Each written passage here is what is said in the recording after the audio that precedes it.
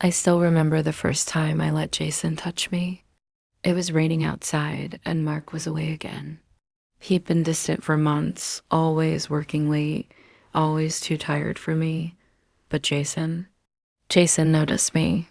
That night, he came over to fix the sink, his shirt clinging to his chest from the rain.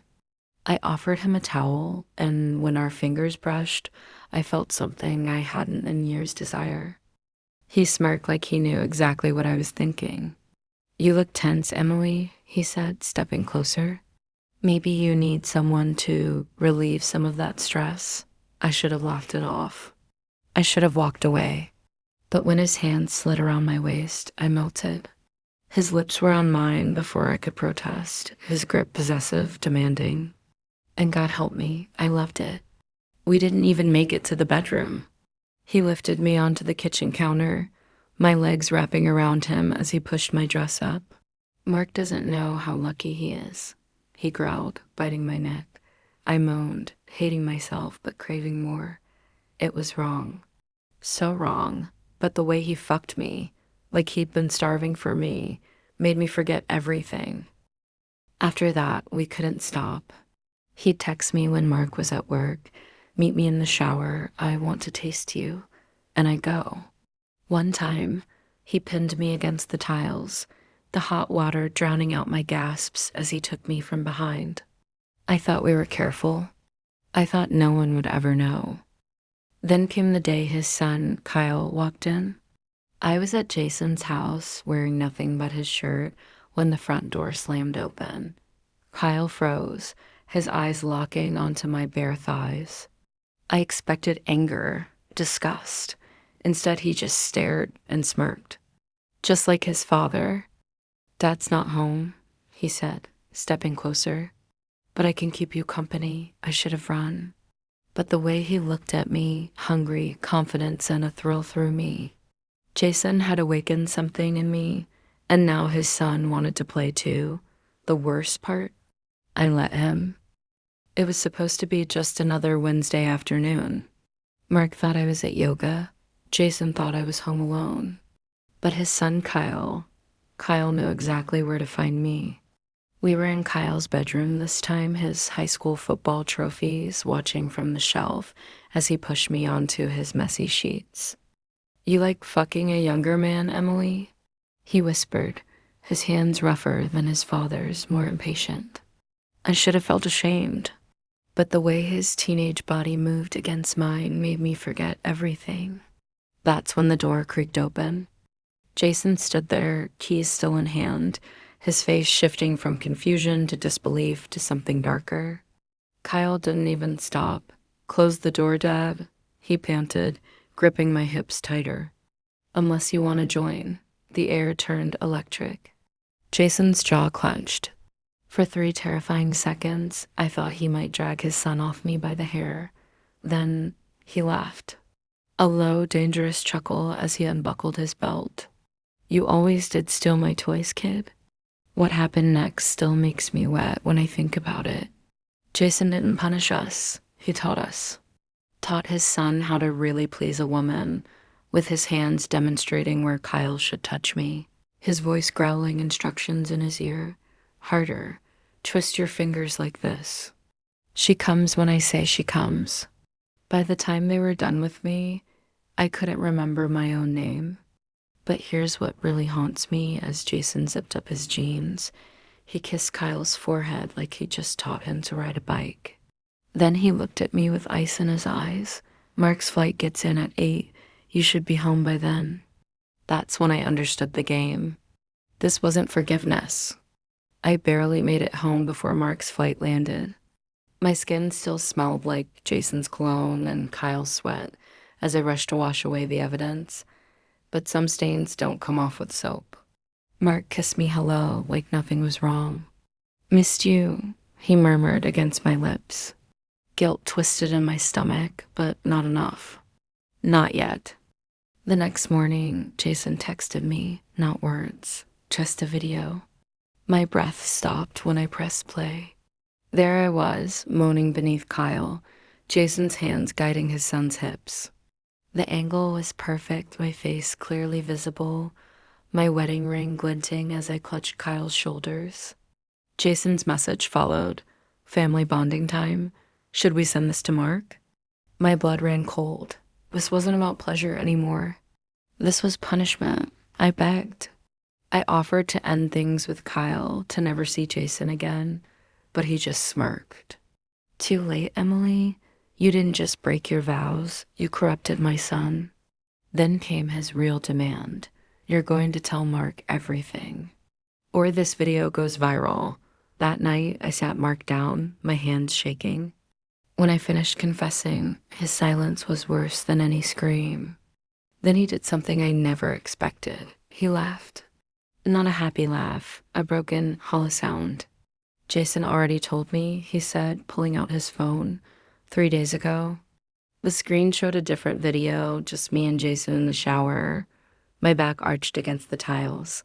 Mark had known the whole time. I wanted to see how far you'd go, he whispered, how low you'd sink. The divorce papers came the next morning.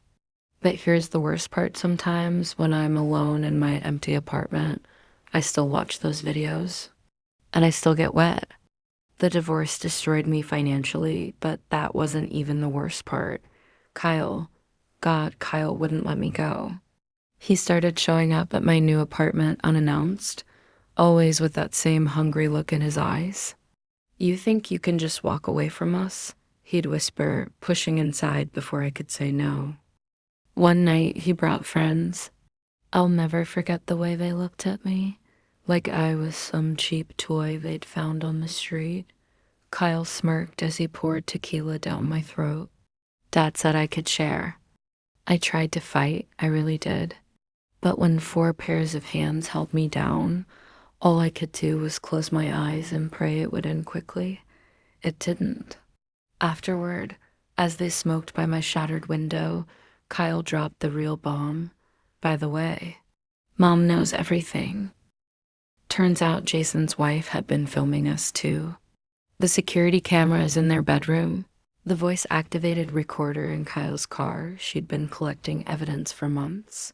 Now she owns my old house. And sometimes, when Mark has the kids, I see her watching me from my former kitchen window, smiling. I thought losing my husband, my home, and my dignity was rock bottom. I was wrong. Sarah, Jason's wife, invited me for coffee like we were old friends. Her smile didn't reach her cold blue eyes as she slid a manila envelope across the table. Open it. Inside were photos, not just of me with Jason and Kyle, but with Mark's boss, with my yoga instructor, with a 19-year-old barista from my favorite cafe, all taken over the past 2 years. My husband wasn't your first affair, Sarah purred, sipping her latte. Just the first one you got caught in. My hands shook so badly I spilled coffee everywhere. How did she? Mark hired me, she continued, 3 years ago when he first suspected you. I'm not just Jason's wife, Emily. I'm a private investigator. The room spun. Every late girls' night, every business trip, every time I'd sworn I was at the gym. We have video of you with 7 different men, she said calmly. Enough to void your prenup completely. She leaned closer, her perfume suddenly suffocating. But here's what's going to happen. Sarah's fingers drummed against the coffee cup as she watched me process the truth. The cafe noises faded into a dull buzz. All I could hear was my own heartbeat pounding in my ears.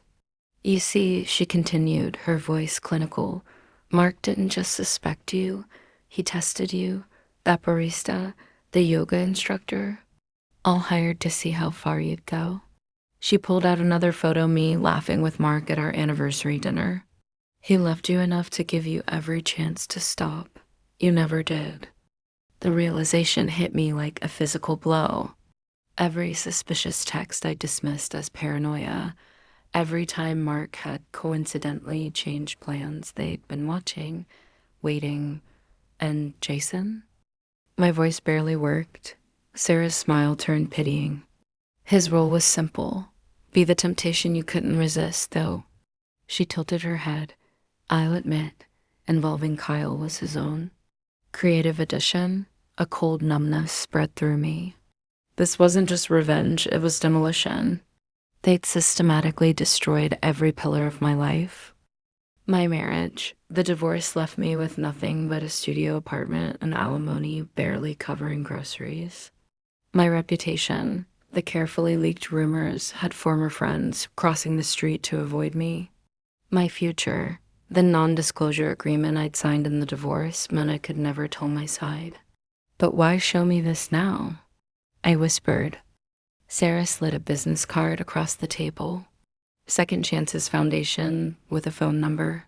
Because unlike my husband, I believe in redemption. The charity turned out to be a support group for exposed cheaters run by Sarah's former investigation targets. Women like me, all caught in equally elaborate traps. At our first meeting, I recognized faces from society pages. A mayor's wife who'd been fed false affairs until she actually had one. A CEO whose secret lover turned out to be an actress hired by the board. And sitting in the corner, Kyle's biology teacher who met my gaze with eerie recognition. This isn't therapy, Sarah explained that night. It's a warning system. We track their methods. We protect each other. She handed me a burner phone. Welcome to the other side of the game.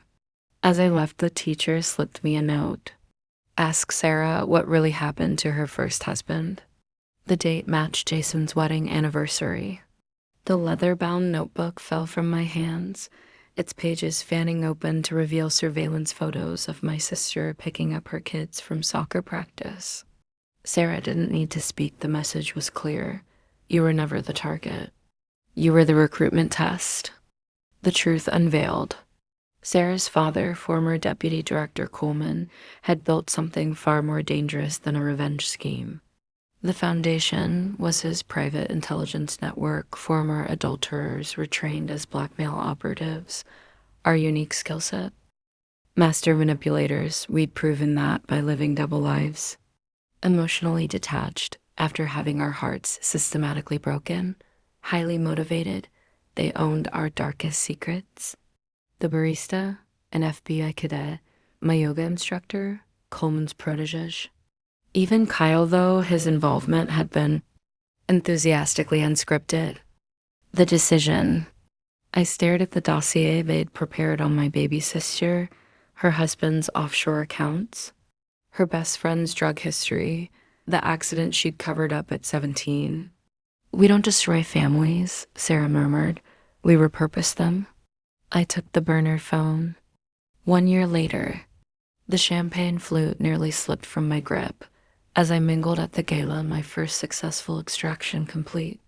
Across the ballroom, Senator Whitmore laughed obliviously while his mistress, now my asset, adjusted his tie. My phone buzzed. A new assignment. Target, Mark Reynolds. Status, remarried 6 months. Vulnerability, see attached pregnancy scan. The attached photo showed my ex-husband beaming beside his glowing new wife. My finger hovered over the delete key, then swiped to the next image, a grainy security still of Mark leaving a motel at 217 Amant. I forwarded it to Sarah with 2 words. Phase 1. Epilogue. The foundation's motto echoes in my dreams. You can't break what's already broken. And God help me, they're right.